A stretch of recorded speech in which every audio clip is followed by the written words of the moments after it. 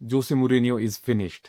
देखो, एक फिनिश्ड जोसे मूरिन्हो ने रियल मैड्रिड को ऑलमोस्ट रिबिल्ड कर दिया है। और अगर तुम इस जोसे मूरिन्हो को, इस फिनिश्ड मैनेजर को एक डीएलपी दे दोगे, एक लेफ्ट साइडेड सेंटर बैक दे दोगे, आई एम नॉट रेडी कि जोसे मूरिन्हो क्या रिबिल्ड कर देगा रियल मैड्रिड में।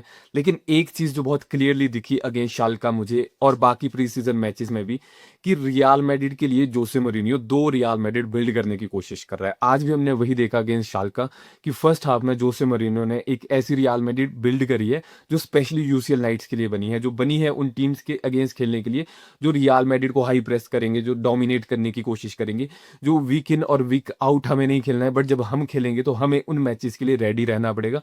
और दूसरे हाफ में जोसे मूरिन्हो ने दिखाया एक ऐसी रियल मैड्रिड जो वीक इन और वीक आउट रेडी है लालिगा की हर वो फिजिकल मैचेस खेलने के लिए, जहां पर रियल मैड्रिड को भाई बैक फोर भी खेलनी पड़ेगी, बैक सिक्स के अगेंस्ट भी खेलना पड़ेगा, हो सकता है बैक सेवन और बैक एट के अगेंस्ट भी खेलना पड़े। और this is literally a progress. अगर आप देखोगे रियल मैड्रिड पिछले 2 सीजन में क्या कर रही थी, वो जावी अलोंसो के अगर आप शुरू के 15 मैचेस छोड़ दोगे उसके अलावा, तो रियल मैड्रिड की लिटरली कुछ ना कुछ प्रोग्रेस हुई है। बट ऐसा नहीं है कि कंप्लीटली रियल मैड्रिड रिबिल्ड हो चुकी है। दो प्रोफाइल्स अभी भी मिसिंग है, but I don't think so वो दो प्रोफाइल्स आने वाली है। लेकिन इश्यूज अभी भी है, इश्यूज अभी भी बरकरार है। कुछ प्लेयर रिलेटेड इशू है और कुछ वही टिपिकल इश्यूज है जो पिछले 2 सालों से रियल मैड्रिड फेस कर रही है, जो बिना उस डीएलपी वाली प्रोफाइल को लाए कंप्लीट नहीं होने वाली है। बट उससे पहले वी हैव टू अंडरस्टैंड कि कैसे जोसे मरीनो ने इतने कम टाइम में दो रियल मैड्रिड रिबिल्ड करी है। और अगेंस्ट शाल्के हमें वो लिटरली देखने को मिला, दो real Madrid's.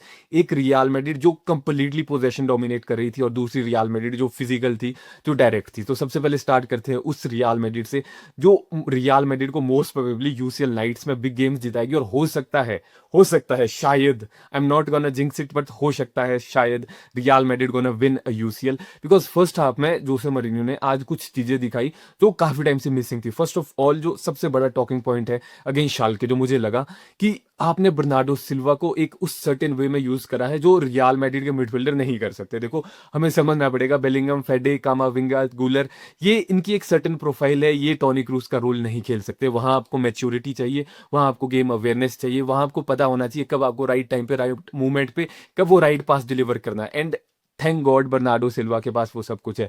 He have that experience, उसके पास वो पासिंग एबिलिटी है, उसके पास वो कामनेस है, he have that press resistance nature as well. और वही हमें देखने को मिला हर टाइम। बर्नार्डो सिल्वा जब रियल मैड्रिड पीछे से बिल्ड करने की कोशिश कर रही थी और शाल्के भाई प्रेसिंग करने की कोशिश कर रही थी, हाई प्रेसिंग कर रही थी, उतना एग्रेसिव नहीं था बट हाई प्रेसिंग हो रही थी, वहां पर हर टाइम राइट मूवमेंट में बर्नार्डो सिल्वा अवेलेबल था पास के लिए। जब बॉल टिबो कोर्टुआ के पास जा रही थी, बॉल ट्रेंट के पास जा रही थी, बॉल हॉयसन के पास जा रही थी, बॉल कोनाटे के पास जा रही थी, बैक लाइन में बॉल किसी भी एंगल पे जा रही थी, बर्नार्डो सिल्वा अवेलेबल था उस पास के लिए। और बहुत बार उसने वो बॉल सर्कुलेट करवाई है, बहुत बार वो बॉल प्रोग्रेसिव होकर आगे बढ़ी है। और रियल मैड्रिड में इसी चीज की कमी थी कि एक बंदा जो बॉल पीछे से प्रोग्रेस करे, जो हमारे बाकी मिडफील्डर नहीं कर पाते हैं। और बर्नार्डो सिल्वा ने वो बहुत परफेक्ट लेवल पर आज एग्जीक्यूट करा है। और जो दूसरी चीज जो हमें यूसीएल नाइट्स में काम आएगी, वो थे Arda Guler between the line. I know बहुत सारे लोगों की प्रेफरेंस है Jude Bellingham as a number 10, but I personally believe कि आर्दा गुलर जो वो बिटवीन द लाइन वो क्रिएट करता है, वो लौंडा जो आज उसने क्रिएट भी करा। एक जो उसने पास दिया था वो आपके के लिए एम्बापे के लिए लेफ्ट पर, और एम्बापे ने वो स्विच करके विनीसियस जूनियर के लिए दिया था, बट वो दूसरी बात है, विनीसियस ने वो मिस करा। लेकिन वो पासिंग एबिलिटी, वो थ्रू बॉल्स, वो बिटवीन द लाइन खेलना, वो creativity, I'm not against Jude Bellingham. Jude Bellingham is a great scorer, but you have to understand आपके आर्दा गुलर इज द बेटर क्रिएटर। और इस टीम में जब आप यूसीएल नाइट्स में खेलोगे, जब आप बर्नार्डो सिल्वा को पिवट में डाल रहे हो, आज फेदरिको वेलवर्दे भी पिवट में थे, तो आपकी जो क्रिएशन है आपके नंबर 10 से आनी चाहिए। और वही आज देखने को मिला कि आर्दा गुलर उस फ्री रोल में बिटवीन द लाइन खेल रहे थे और वहां से वो आपकी क्रिएशन आ रही थी। प्लस आपके फेदरिको वेलवर्दे उस सो कॉल्ड खदीरा वाले रोल में खेल रहे थे, जो आपके आर्दा गुलर के लिए कोशिश कर रहे थे बहुत बार कि वो रोक सके डिफेंसिव ट्रांजिशन, और वो बर्नार्डो सिल्वा को भी वो सपोर्ट दे रहे थे। सो मिडफील्ड तो काइंड ऑफ थोड़ा बहुत वर्क करी है, लेकिन अभी भी थोड़े माइनर टचेस की जरूरत है। लेकिन एक चीज जहां पर जोसे मरीनियो ने लिटरली भाई मुझे इंप्रेस करा है, वो है किलियो एम्बापे के साथ। आप एम्बापे देखना, काउंटर अटैक अगर आप छोड़ दोगे, जब real Madrid of the ball खेल रही थी तो आपके किलियो एम्बापे प्रेसिंग भी कर रहे थे। यस, मैड प्रेसिंग नहीं थी, बट जो वो लास्ट सीजन कर रहा था लेटर स्टेजेस ऑफ गेम्स में, उससे तो बहुत हद तक बेटर थी। जो फर्स्ट गोल भी आया है वो भी इसीलिए आया बिकॉज वो प्रेसिंग करने जा रहा था, वो उस लेन को ब्लॉक करने जा रहा था और वहां पर वो बॉल रिसीव हुई। और जो एक शेप आज जोसे मourinho ने दिखाई हमें 4-5-1 स्लैश आपके 4-4-2 की। 4-5-1 में आपका विनीसियस जूनियर एलएम वाले और लेफ्ट साइड पर आ गया था, आपके किलियन एम्बापे सेंट्रल थे। और उससे हुआ ये ना कि जो सबसे बड़ी बात जो मुझे लगी मिड ब्लॉक की, स्पेशली होजे मरीनो के अंडर, कि रियल मैड्रिड फोर्स नहीं करी थी। ऐसा नहीं था कि हम एग्रेसिव थे, हमें जीतना ही है।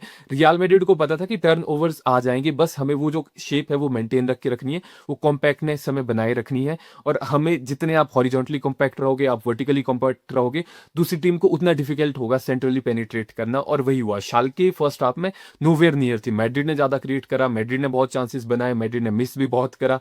यस, आप बोल सकते हो पोजेशन दोनों टीम के पास था, बट वही जोसे मरीनियो की गेम रहती है, स्पेशली इन बिग नाइट्स, कि हम पोजेशन रखेंगे बट उतना भी नहीं होगा, हम अपनी टर्म्स पर खेलेंगे। और पूरा का पूरा फर्स्ट हाफ जोसे मरीनियो ने अपनी टर्म्स पर खिलवाया है। लेकिन फर्स्ट हाफ में एक कमी जो मुझे पर्सनली लगी, वो अभी भी है जो पिछले 2 सालों से थी, वो है रियल मैड्रिड के मिडफील्ड में स्पेस। देखो, वो स्पेस तभी जाएगा जब आप एक डीएलपी लेकर आओगे। जुगाड़ के साथ आप बॉल सर्कुलेशन कर सकते हो, आप क्रिएशन कर सकते हो, आप अपनी टीम को मिड ब्लॉक में खिलवा सकते हो। बट अगर आप एक्सपेक्ट कर रहे हो कि आप डिफेंसिव ट्रांजिशन में द मूवमेंट आप जा रहे हो, आप वो रोक पाओगे, वो काफी डिफिकल्ट होने वाला है। वो मिडफील्ड 4 के साथ मैड्रिड में नहीं रुक सकता था, तो मिडफील्ड 3 में तो वो बहुत डिफिकल्ट है। और आज फर्स्ट हाफ में शाल्के ने जो कुछ भी क्रिएट करा है, वो इसीलिए क्रिएट हुआ है बिकॉज सेंट्रली बहुत स्पेस थे। यस, हमारे प्लेयर ट्रैक बैक कर रहे थे, वो मैं मना नहीं कर रहा हूँ, हमारे प्लेयर पीछे आ रहे थे, विनीसियस आ रहा था, एक दो मूवमेंट पे एम्बापे भी आया, हमारे मिडफील्डर काफी हद तक ट्रैक बैक कर रहे थे, ट्रेंट ने डिफेंसिवली बहुत कुछ करा, हमारी सेंटर बैक पेयरिंग पीछे आ रही थी। लेकिन वो स्पेस जो मिडफील्ड में है, वो स्पेस रियल मैड्रिड को डाउन द लाइन जाकर कभी ना कभी आपके हर्ट कर सकता है, और इसीलिए वो इश्यू जोसे मरीनियो को सॉल्व करना पड़ेगा।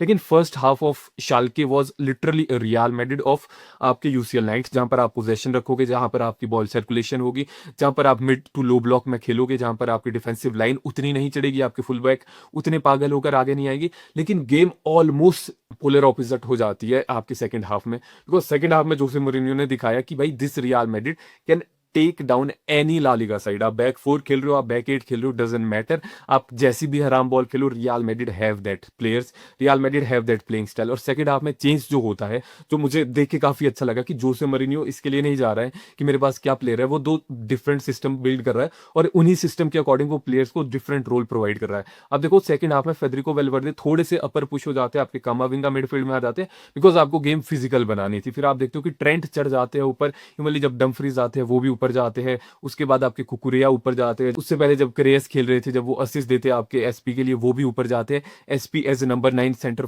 फॉरवर्ड वाले रोल में बॉक्स में प्रेजेंट होते हैं। ये कंप्लीट ट्रेड्स है, और ये पूरी गेम स्टाइल बनी ही थी इसलिए जब आप किसी ला लीगा के जायंट्स के अगेंस्ट खेलोगे। लेकिन इस टीम की जो सबसे बड़ी टॉकिंग पॉइंट वही था इस प्लेइंग स्टाइल का, सेकंड हाफ वाले का, यही था कि हम फिजिकल खेलने की कोशिश कर रहे थे, हम डायरेक्ट खेलने की कोशिश कर रहे थे, बिकॉज वहीं से आपके वेलवर्दे का बेस्ट निकलेगा, वहीं से आपकी कामाविंगा का बेस्ट निकलेगा, इवन जूड बेलिंगम भी आए थे, उनका बेस्ट वहीं से निकलेगा। इस प्लेइंग स्टाइल के साथ थोड़े से इशू आते हैं कि जब आप डायरेक्ट होने की कोशिश करते हो और आपकी मिडफील्ड में वो कंट्रोल नहीं होता है, तो फिर आपकी टीम हर्ट होती है। आपको वो स्टेट्स पे भी दिख जाएगा, आप सेकंड हाफ के स्टेट्स चेक करोगे तो शाल्के ने हमें डोमिनेट करा है। पोजेशन यस हमारे पास था, बट शाल्के ने बेटर क्रिएट करा, शाल्के ने ज्यादा बॉल रखी, शाल्के ने अपोजिशन हाफ में बहुत कुछ करा। तो वो एक इशू हो सकता है कि आपको अब ये इंटीग्रेट करना है, अब ये जोसे मरीनो के ऊपर सब कुछ आने वाला है कि वो कैसे इन 2 आइडियाज को मिक्स करेगा, बिकॉज जोसे मरीनो ने दिखाया है कि he can do a lot of things. भाई अभी भी लौंडा फिनिश्ड नहीं हुआ है, टेक्टिक्स यस वो बहुत पुराने हैं, बट वो मॉडर्न फुटबॉल में अभी भी वर्क कर सकते हैं। आई नो सामने शाल्के थी, कोई ऐसी जाइंट नहीं थी, आप किसी तगड़ी टीम के अगेंस्ट नहीं थे, बट तुम्हें ये भी देखना पड़ेगा कि इतने कम टाइम में जोसे मरीनो ने इतना सब कुछ बिल्ड कर दिया है। लेकिन there is a worrying sign for Real Madrid. मुझे बोलना नहीं चाहिए, आई नो अभी प्री सीजन ही है, it is too early to जज। विनीसियस जूनियर मुझे बहुत रस्टी लगे। देखो, nothing against Vinicius Junior, no hated towards Vinicius Junior, but आपको वो डिफरेंस दिख जाएगा। देखो, आपने एम्बापे को खेलते देखा, आपने गुलर को देखा, आपने इवन लिडियो मांडे को भी देखा होगा। Vinicius junior looked rusty. Yes, वो ट्रैक बैक कर रहा था, वो काफी कुछ प्रोवाइड कर रहा था ऑफ द बॉल, मैं वो मना नहीं कर रहा हूं, बट विनीसियस जूनियर का जो प्राइमरी रोल है वो एक क्रिएटर का है। विनीसियस जूनियर का प्राइमरी रोल है वो डिस्ट्रक्शन वाला, उसकी फिनिशिंग अभी भी इंप्रूव नहीं हुई है, और मुझे पर्सनली वो रस्टी लगा। आई डोंट नो वो फिजिकली बल्कि हो चुका है जो मुझे पर्सनली लगा, और एज अ विंगर वो कितना साइड इफेक्ट डालेगा, आई am not sure about that. Dribbling मुझे ऑफ लगी, मैं कोई वो पॉइंट ऐसे नहीं उठा रहा, मैं अगेंस्ट विनीसियस नहीं जा रहा हूँ, बट पूरी की पूरी टीम में अगर आप देखोगे तो इकलौता बंदा जो आपको आउट ऑफ टच और आउट ऑफ प्लेस लगेगा वो विनीसियस जूनियर लगेगा। यस, द मोमेंट गेम वो एंड टू एंड होती है, वहां पर जब विनीसियस जूनियर को स्पेस मिलता है तो Vinicius did certain things, but still Vinicius is far from that Vinicius junior जिसको आपने 30 मिलियन का वो न्यू कॉन्ट्रैक्ट दिया है। यही मेरा एक वरिंग साइन था। Overall I am satisfied with this Real Madrid, because आपने पहले तो एक वो सेंटर बैक वाली प्रोफाइल अभी तक नहीं दी है, आपने एक डीएलपी वाली प्रोफाइल नहीं दी है, और उन दो प्रोफाइल्स के बिना भी जोसे मोरिन्यो ने दो रियल मैड्रिड रिबिल्ड कर दी है। एक रियल मैड्रिड जो यूसीएल लाइट्स में काम आएगी, एक रियल मैड्रिड जो आपके ला लीगा में काम आएगी। अब जोसे मोरिन्यो का जो नेक्स्ट स्टेप रहता है वो इन्हीं दोनों रियल मैड्रिड को आपस में मिक्सअप करना होगा। और जो एक मुझे अच्छा पॉइंट लगा कि यस फ्रेंडली था, लेकिन आपको वो दिखा, आपको वो हंगर दिखी, आपको वो ट्रैक बैक करना दिखा, आपको वो डेडिकेशन दिखी, आपको दिखा कि प्लेयर्स प्रूव करना चाहते हैं, आपको दिखा कि प्लेयर्स खेलना चाहते हैं, जो बहुत टाइम से मिसिंग था। मुझे नहीं पता ये कितने लंबे टाइम तक रहेगा, बट आई एम हैप्पी कि एट लीस्ट प्लेयर्स दे रहे हैं। जब एक प्री सीजन मैच में इतना सब कुछ दे रहे हैं तो but you are not ready कि जब जोसे मोरिन्यो सूट पहनेगा, अभी तो ट्रैक सूट में है, जब वो सूट पहन के खड़ा होगा ना बेंच पर हमारे, आई एम नॉट रेडी कि ये प्लेयर क्या कुछ देने के लिए तैयार हो जाएंगे। लेकिन आई एम एक्साइटेड कि जोसे मोरिन्यो ने बहुत कुछ पॉजिटिव बिल्ड करा है। There are problems related to profile जिनको जोसे मोरिन्यो कुछ नहीं कर सकता, बट अब मेन काम वही है कि आपको इन दो आइडियाज को आपको कंबाइन कर कर एक ऐसा हाइब्रिड सिस्टम बनाना है जो आपको ट्रॉफीज जिताए, because in the end matter वही करता है कि रियल मैड्रिड को ट्रॉफीज जीतनी है। और अभी तक तो पॉजिटिव ही लगा है, एंड मुझे थोड़े थोड़े होप्स आ रहे हैं कि शायद जोसे मोरिन्यो रियल मैड्रिड को कोई ना कोई बिग ट्रॉफी जितवाने वाला है।